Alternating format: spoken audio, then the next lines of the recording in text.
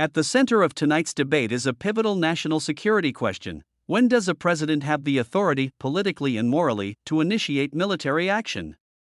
As tensions escalate following a U.S. strike on Iran, Virginia Senator Mark Warner weighs in, challenging the justification behind the decision.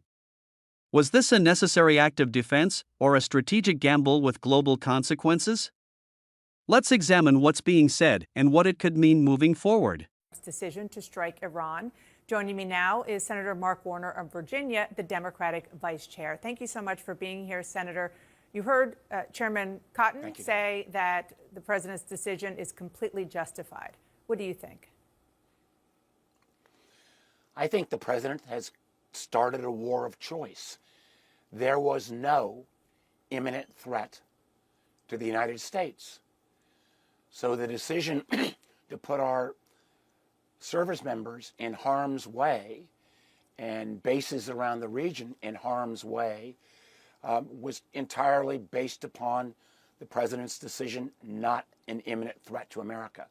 I think it is incumbent that the president of the United States comes before the American people and the Congress and makes the case of why he has chosen to go to war at this point.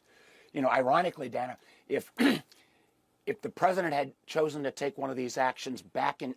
Senator Warner's argument hinges on a critical concept in international law and U.S. war powers, the idea of an imminent threat. Historically, presidents have cited imminent danger to justify rapid military action without prior congressional authorization. Warner is questioning whether the threshold was truly met. He also raises timing, suggesting diplomatic options may not have been exhausted. Supporters of the strike might argue that preemptive action can deter escalation, while critics warn it risks entangling the U.S. in another prolonged conflict. So here's the key question: should military intervention require visible, immediate danger, or can strategic calculation alone justify it?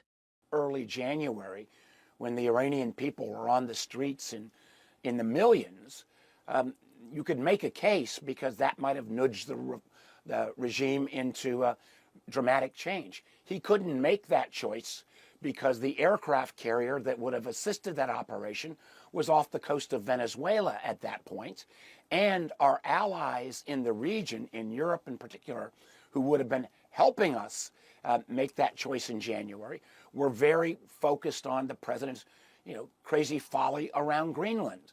So the fact that he has chosen now, why now as opposed to a few weeks from now, to have given the negotiations a bit more time to see if they play out. Now, listen, I will be the first to acknowledge having the supreme leader and other major leaders of the Iranian regime eliminated is good for the region, good for the world, but for anyone to pretend or to assume that this is over at this point, that Iran is not going to continue to strike back, and thank God so far it appears we've not lost any of our service members, but the president himself said on Friday night when he launched this war that he expected casualties. So I think there's still got to be a case to the American people, and again, this was the guy that was going to keep us out of endless wars in the Middle East. This exchange highlights a broader and recurring tension in American governance: the balance between executive power and congressional oversight during times of conflict.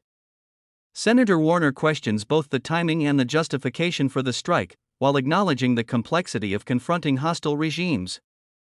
The larger issue now is sustainability, militarily, diplomatically, and politically. Will this action deter future threats, or deepen instability in the region? And how should presidents communicate decisions that put American lives at risk? What do you think? Was this a necessary act of national defense, or a war that required more debate and transparency? Share your perspective in the comments below. If you value balanced, fact-based breakdowns of the stories shaping global politics, don't forget to like, share, and subscribe for more in-depth analysis.